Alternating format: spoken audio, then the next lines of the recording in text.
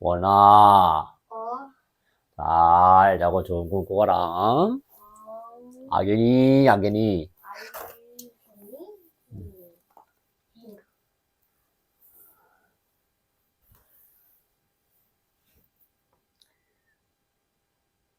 호랑이 뱃속 구경. 호랑이 굴에 들어가도 정신만 차리면 산다더니 호랑이 뱃속에 들어가고도 살아남은 사람이 있어요. 바로 씩씩하고 배짱 두둑한 소금 장수예요. 호랑이 뱃속 구경도 하고 호랑이 고기도 먹고 게다가 호랑이까지 잡았다니 정말 굉장하지요? 호탕하고 긍정적인 소금 장수를 보면 아무리 어려운 일도 거뜬히 이겨낼 수 있는 용기가 생긴답니다.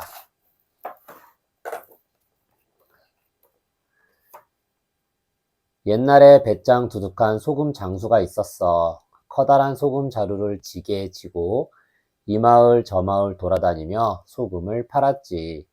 하루는 고개를 넘으려다 주막에 들렀는데 사람들이 웅성웅성 얘기하는 거야. 저 산에 집 잡아놓은 호랑이가 산다며?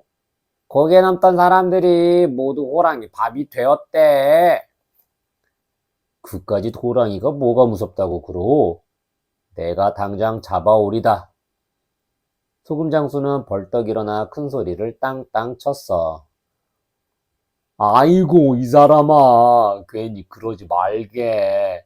대장장이도 숫장수도 호랑이한테 잡아먹혔어.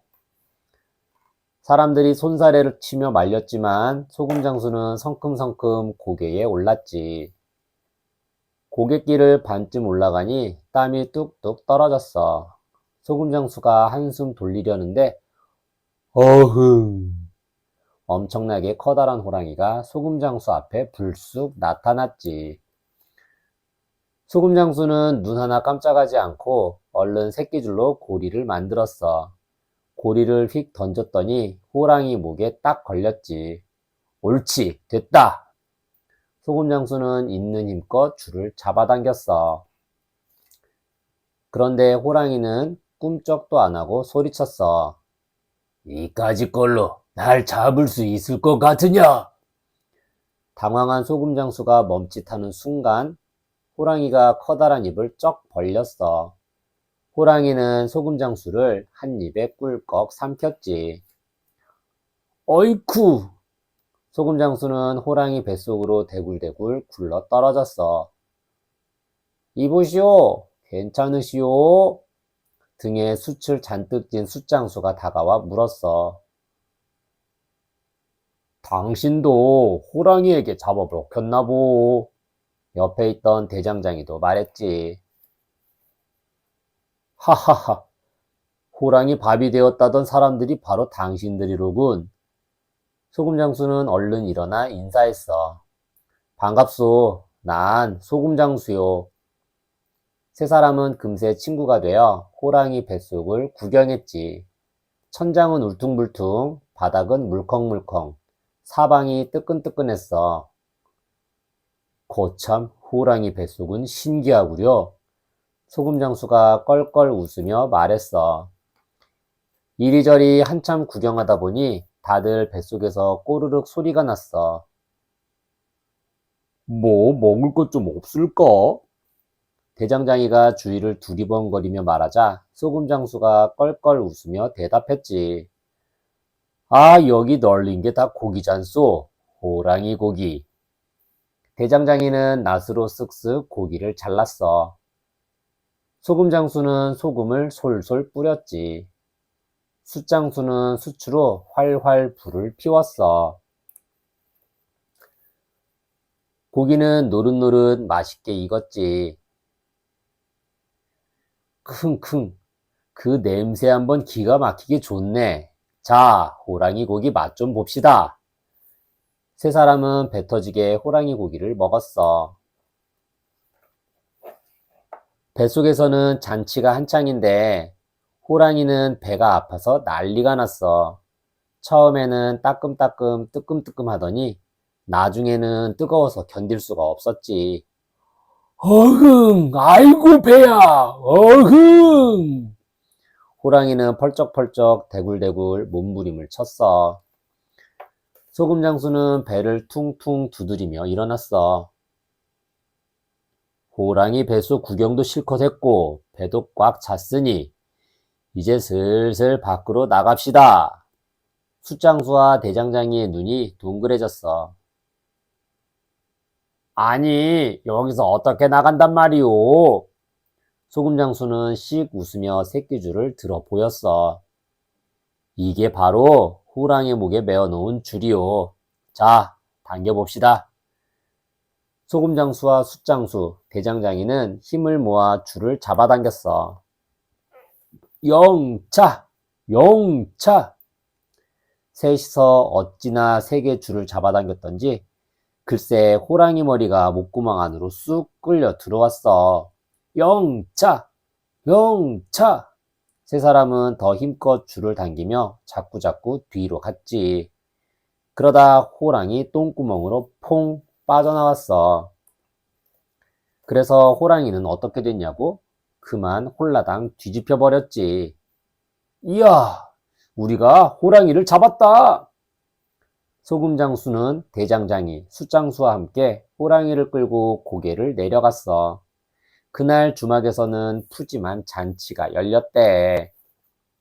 한 마리 더 잡아볼까? 이야기 속 우리 문화. 옛날 사람들은 어떤 일을 했을까? 세상에나. 호랑이 뱃속에 들어간 대장장이, 소금장수, 숫장수가 무사히 살아나왔어. 이제 다들 열심히 일하기만 하면 되겠지. 옛날에는 대부분의 사람들이 농사를 짓는 농사꾼이었다지. 그런데 농사꾼만 있으면 벼벨 때 필요한 낫은 누가 만들고 김장 담글 때 넣을 소금이나 불 피울 때 필요한 숯은 누가 가져다 주겠어. 그러니 물건을 만들거나 파는 사람도 있어야지. 지금 그게 누구 얘기냐고? 지금 누구 얘기하냐고? 호랑이 뱃속에 들어가고도 무사히 살아나온 대장장이, 소금장수, 숫장수 얘기지. 지금이야 기계가 뚝딱뚝딱 물건을 만들어내지만 옛날에는 무엇이든 직접 사람 손으로 공들여 만들어야 했단다. 이렇게 물건 만드는 일을 하는 사람을 무슨 뭐뭐 장이라고 불렀지. 쇠로 여러 가지 물건을 만드는 대장장이, 옹기를 만드는 옹기장이, 갓을 만드는 갓장이, 이렇게 말이야. 이들이 정성껏 만든 물건을 팔러 다니는 사람은 뭐뭐 장수야. 소금 장수는 소금을, 숯 장수는 숯을 팔러 다니는 사람이었지. 그런데 옛날에는 시장이 며칠에 한 번씩만 열렸어. 물건 파는 장수들은 등짐을 지고 여기저기 시장이 열리는 곳을 찾아다녔는데 때로는 동네마다 다니며 물건을 팔았대. 그러면 마을 사람들이 와르르 몰려들어 물건도 사고 다른 동네 이야기도 전해 들었다지. 옛날 직업들을 알아볼까? 지금은 아예 사라져버린 옛날 직업도 있고 옛날과 조금 달라진 직업도 있단다. 옛날에는 어떤 재미난 직업이 있었는지 함께 알아보자꾸나. 광대, 춤이나 노래, 팔놀이, 줄타기를 하며 재주를 뽐내는 사람이야. 요즘의 연예인과 비슷하지? 그런데 연예인은 사람들의 많은 관심 속에 귀한 대접을 받는다지. 옛날 광대는 오히려 업신여김을 당했단다. 신분이 가장 낮은 천민에 속했기 때문이지. 박물장수. 집집마다 돌아다니며 물건을 파는 사람이야. 연지, 분, 머리기름, 거울, 빗, 바느질 도구 등 주로 여자들이 쓰는 화장품과 장신구를 들고 다니며 팔았지. 전기수. 글을 못 읽는 사람들을 위해 이야기책을 재미나게 읽어주던 사람이야. 주로 영웅 이야기나 사랑 이야기를 생생하게 들려주곤 했지. 갓받치. 소가죽을 다듬어서 신발을 만드는 사람이야. 여기서 갓은 가죽이란 뜻이고 받치는 장인이란 뜻이란다. 이야기랑 놀자. 왁자지껄 시끌벅적 장터 구경 가보세. 오늘은 닷새에 한번 5일장이 열리는 날이라지. 든실한 배추 오동통한 무사시오. 싹둑싹둑 한 번에 잘리는 낫이 있수다. 살이 통통. 살이 통통하게 오른 생선들 좀 보시오. 칩신, 꽃신, 없는 신발이 없어요. 장사꾼들이 큰 소리로 손님을 끌고 사람들은 요리조리 좋은 물건 고르느라 바쁘구나.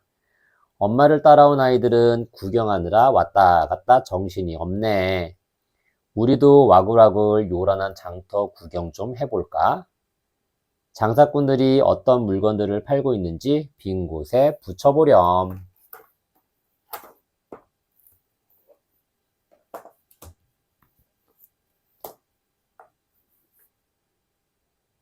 선녀와 나무꾼. 나무꾼은 사슴을 구해주고 선녀를 아내로 맞았어요. 하지만 날개옷을 돌려주지 말라던 사슴의 당부도 땅을 밟지 말라던 선녀의 말도 지키지 못했지요. 2번이나 당부를 어긴 나무꾼은 결국 선녀와 영영 헤어지고 말아요. 지켜야 할 약속이 있다면 절대로 가볍게 여겨서는 안 된다는 것을 일러주는 이야기랍니다.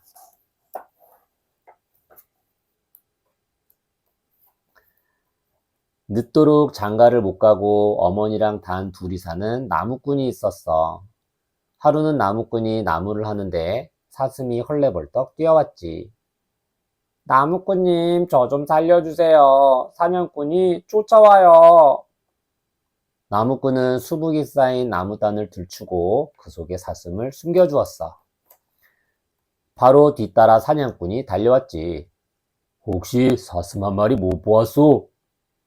나무꾼은 엉뚱한 새끼를 가리키며 말했어. 저쪽으로 막 뛰어가던데? 사냥꾼이 사라지자 사슴이 기어나와 참았던 숨을 내쉬었어. 휴, 감사합니다. 덕분에 살았어요. 사슴은 나무꾼을 데리고 연못으로 갔어. 해가 지면 선녀들이 내려와 목욕을 할 거예요. 그때 날개옷 한 벌을 감추세요. 날개옷이 없는 선녀는 하늘로 올라가지 못할 테니 잘 달래어 색시로 삼으세요. 사슴은 어리둥절해하는 나무꾼에게 단단히 일렀어. 선녀가 아이 셋을 낳을 때까지는 절대 날개옷을 돌려주면 안 됩니다. 그날 밤 나무꾼은 다시 연못으로 갔어. 정말 선녀들이 목욕을 하고 있네. 나무꾼은 가슴이 콩닥콩닥 뛰었어. 저렇게 아름다운 선녀랑 같이 살면 얼마나 좋을까? 나무꾼은 두 눈을 질끈 감고 날개옷 한 벌을 품에 감추었어. 어느새 목욕을 마친 선녀들이 제잘제잘 떠들며 연못에서 나왔어. 하나 둘씩 날개옷을 입고 하늘로 올라가는데 한 선녀만 날개옷이 없는 거야. 내 옷이 어디 갔지? 하얗게 질린 선녀의 뒷밤 위로 눈물이 구슬구슬 떨어졌어. 나무꾼은 선녀에게 다가가 말했지. 선녀님, 울지 마세요. 선녀는 흠칫 놀라며 나무꾼을 보았어. 밤바람이 찹니다. 저와 함께 가시지요. 나무꾼은 선녀를 집으로 데려갔지. 선녀와 나무꾼은 오순도순 한 집에 살다가 드디어 혼례를 올렸어. 나무꾼의 어머니도 무척 기뻐했지. 선녀는 복숭아처럼 뽀얀 딸 하나, 알밤처럼 야무진 아들 하나를 낳았단다. 나무꾼은 더 없이 행복했어. 하지만 날개옷을 숨긴 게 자꾸만 마음에 걸렸지. 그래, 아이를 둘이나 낳았는데 별일이야 있겠어? 나무꾼은 선녀에게 모든 것을 털어놓고 날개옷을 꺼내 보여주었어. 아, 내 날개옷!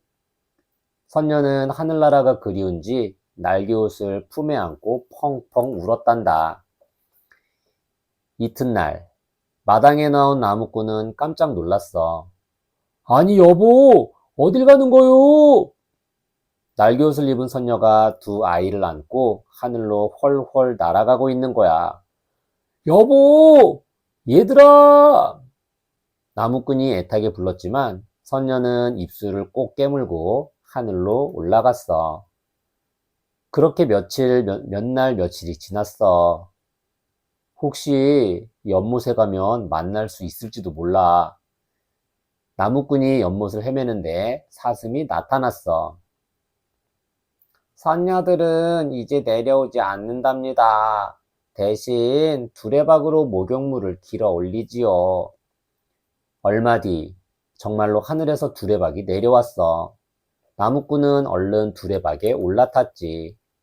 한참을 오르고 올라 마침내 하늘나라에 다다랐어. 나무꾼이 주위를 두리번거리는데 저 멀리 선녀와 아이들이 보이네. 두 아이가 먼저 나무꾼을 알아보고 달려왔어. 선녀도 뒤따라 너울너울 날아왔지. 서방님, 어찌 이곳까지 오셨어요? 당신과 아이들이 보고 싶어 견딜 수 없었다오. 나무꾼은 선녀의 두 손을 꼭 잡았어. 선녀를 다시 만난 나무꾼은 하루하루가 꿈만 같았어. 하지만 시간이 갈수록 홀로 계신 어머니가 생각났지. 나무꾼이 어머니 걱정에 시름시름 앓자 선녀가 흰 말을 내어주며 말했어. 이 말을 타고 집에 다녀오세요. 하지만 절대 땅을 밟으시면 안 돼요. 나무꾼은 말을 타고 쏜살같이 집으로 날아왔어. 어머니가 부엌에서 달려나왔지. 나무꾼은 그동안 있었던 일을 이야기하고 어머니께 마지막 인사를 올렸어. 어머니, 부디 건강하세요. 저는 다시 하늘로 올라가야 합니다. 얘야, 잠깐만 기다려라. 어머니는 부랴부랴 호박죽을 떠가지고 나왔어. 마침 네가 좋아하는 호박죽을 끓였으니 이거라도 먹고 가렴. 가만, 절대 땅을 밟지 말라고 했는데 말 위에서 먹는 건 괜찮겠지? 나무꾼은 어머니에게서 죽그릇을 건네받았어. 그런데 죽그릇이 너무 뜨거워 말의 등에 떨어뜨리고 말았지. 히! 말이 화들짝 놀라 펄쩍펄쩍 뛰는 바람에 나무꾼은 땅바닥에 나동그라졌어. 아, 안 돼! 말은 혼자 하늘로 날아가 버렸어. 그 뒤로 나무꾼은 영영 하늘나라로 올라가지 못했단다. 나무꾼은 날마다 하늘만 쳐다보다가 죽어서 수탉이 되었대. 그래서 수탉이 하늘을 쳐다보며 꼬끼요 우는 거라는구나. 이야기 속 우리 문화. 하늘나라 선녀는 어떤 사람일까? 나무꾼은 사슴을 도와준 덕분에 하늘나라 선녀님을 만날 수 있었어. 아름다운 선녀님을 만나다니 생각만 해도 설레지 않니? 옛날 사람들은 하늘나라에 선녀가 살고 있다고 믿었어.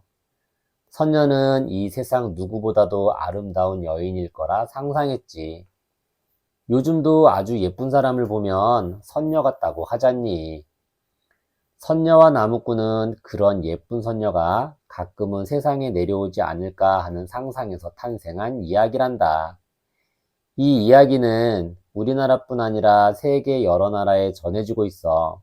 물론 완전히 똑같지는 않지. 옛 이야기는 입에서 입으로 전해지기 때문에 때와 장소에 따라 내용이 달라지기 마련이란다. 그래서 선녀가 새의 모습으로 나타나는 이야기도 있고 나무꾼이 아니라 어부가 주인공인 이야기도 있어. 나무꾼이 하늘나라 임금님이 낸 문제를 풀고 선녀와 다시 행복하게 살게 되는 이야기도 있지. 그래도 아름다운 선녀가 날개옷을 잃고 땅에서 살다가 날개옷을 찾아 하늘로 돌아간다는 줄거리는 똑같단다. 다른 나라의 아이들도 우리처럼 선녀와 나무꾼을 읽는다니 정말 신기한 일이지. 어디에서 선녀를 만날 수 있을까? 선녀와 나무꾼은 금강산 선녀 이야기라고도 해. 선녀가 목욕하러 내려온 곳이 금강산이라고 전해지거든. 선녀가 또 어디를 다녀갔는지 살펴볼까? 지리산의 칠선계곡. 7개의 폭포와 33개의 연못이 있는 계곡이야. 이곳은 무척 아름다워서 하늘나라 7선녀가 내려와 놀았다고 해. 그래서 이름도 칠선계곡이란다. 설악산의 12선녀 계곡. 설악산에도 선녀들이 내려와 목욕했다는 아름다운 계곡이 있어. 고인 듯 고요히 넘실대는 물자리가 12개여서 12선녀 계곡이라 부른대. 한라산의 백록담. 한라산 꼭대기에 샘이 하나 있어. 1년에 한 번 선녀들이 목욕을 하고 가는데 한라산 산신령이 선녀들을 배웅하러 나왔다가 목욕하는 모습을 훔쳐보고 말았지. 산신령은 벌을 받아 흰 사슴으로 변해버렸어. 이 샘을 백록담이라고 하는데 백록은 흰 사슴이란 뜻이란다.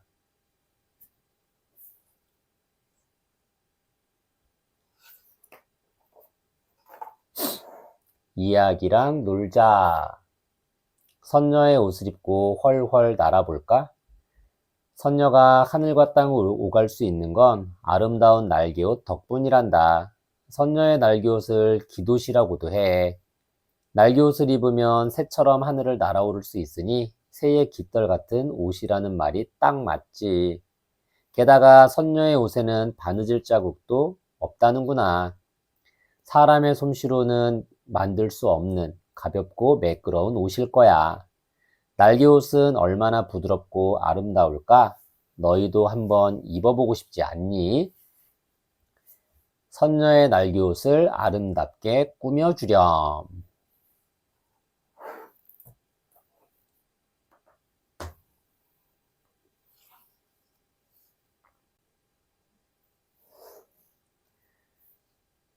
은희에 갚은 두꺼비. 마음 착한 처녀는 끼니 때마다 찾아오는 두꺼비에게 자기 밥을 나눠 주었어요. 두꺼비는 처녀와 오누이처럼 다정하게 지냈지요. 두꺼비는 목숨을 바쳐 괴물 지네와 싸우며 처녀를 끝까지 지켜주었답니다. 두꺼비를 살뜰히 보살핀 처녀의 따뜻한 마음과 은혜를 갚은 두꺼비의 갸륵함을 느낄 수 있어요.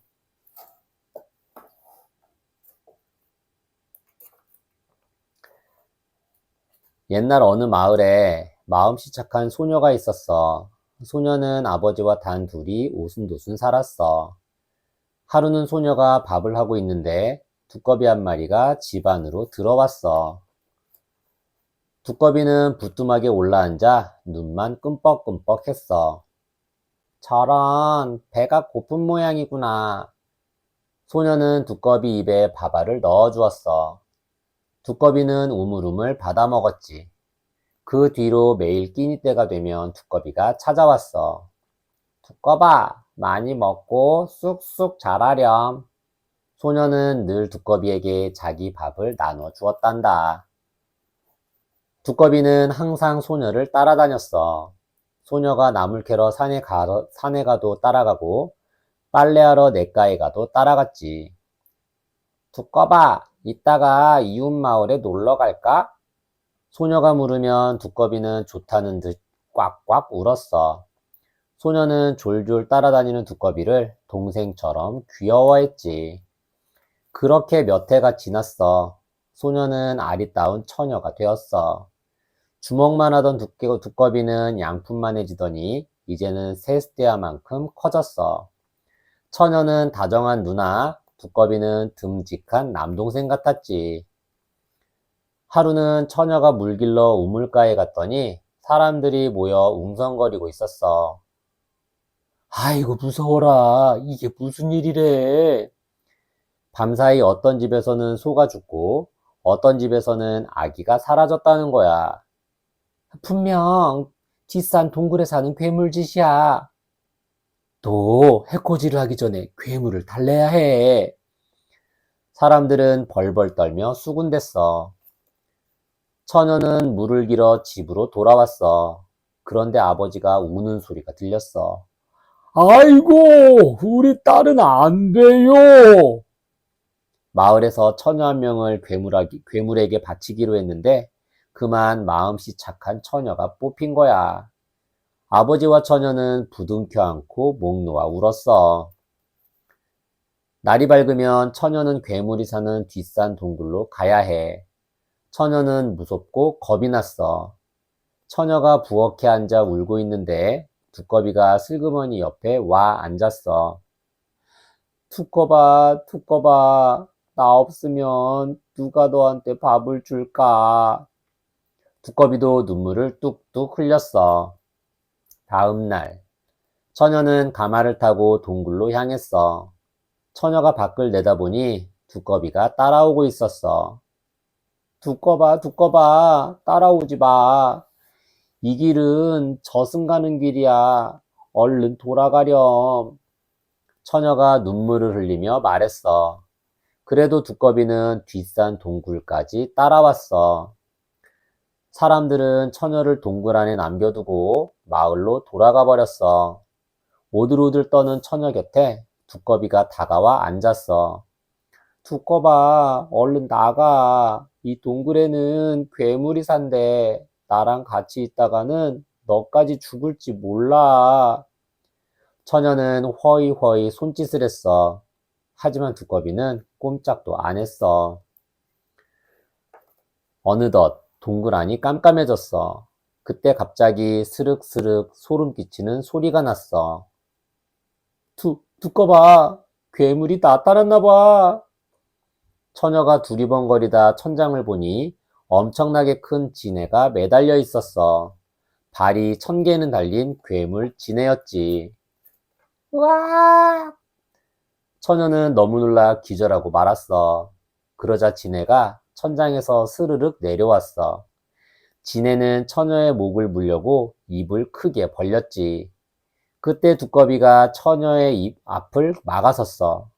두꺼비는 지네를 노려보며 독이 든 입김을 힘껏 내뿜었어. 움찔하던 지네는 두꺼비를 공격하기 시작했어. 두꺼비는 물러서지 않고 맞섰지. 지네는 화가 나서 두꺼비의 다리를 덥석 물었어. 두꺼비는 몸부림을 치면서도 계속 입김을 뿜었지. 두꺼비와 지네는 엎치락 뒤치락하며 밤새도록 싸웠어. 처녀는 날이 밝은 뒤에야 간신히 정신을 차렸어. 눈을 뜨자마자 두꺼비를 찾았지. 두꺼봐, 두꺼봐, 어디 있니? 두꺼비는 온몸에 상처를 입고 쓰러져 있었어. 그 옆에는 지네가 독을 뒤집어 쓰고 죽어 있었지. 두꺼봐, 네가 나 대신에 목숨을 잃었구나. 처녀는 두꺼비를 끌어안고 슬프게 울었어. 그 뒤로 마을은 평화로워졌어. 모두 두꺼비 덕분이었지. 처녀는 오랫동안 마음 깊이 두꺼비를 기억했단다. 이야기 속 우리 문화. 그 녀석 떡두꺼비 같이 잘생겼다. 목숨을 바쳐 처녀를 구한 두꺼비가 참 갸륵하고도 기특하지? 우리 민족은 예로부터 두꺼비를 좋은 동물로 여겼단다.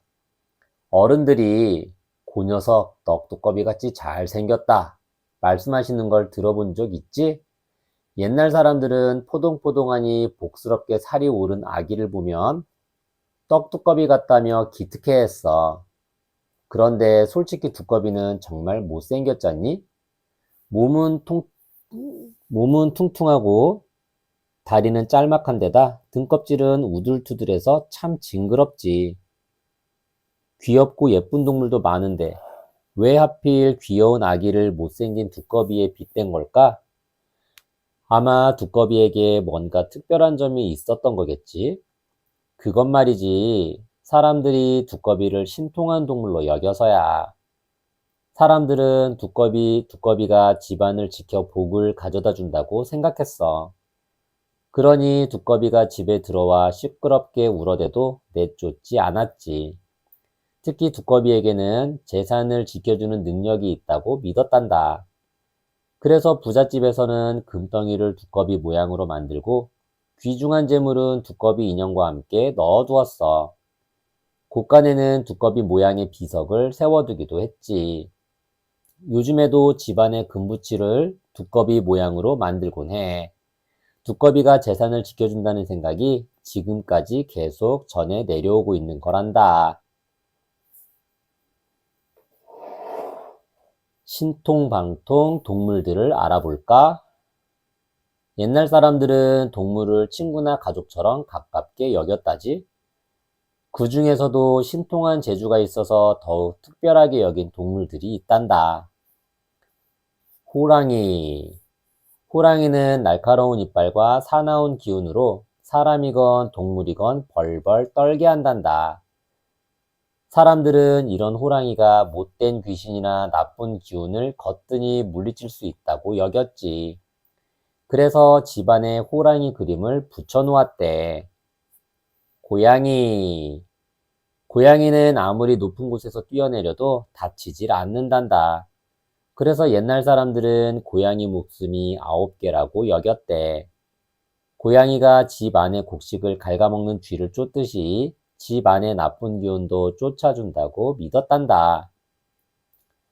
구렁이. 구렁이는 두꺼비처럼 재물을 지켜주는 수호신이래. 그래서 옛날 사람들은 구렁이가 집으로 들어오면 재물이 집으로 굴러들어와 부자가 된다며 기뻐했단다. 까치.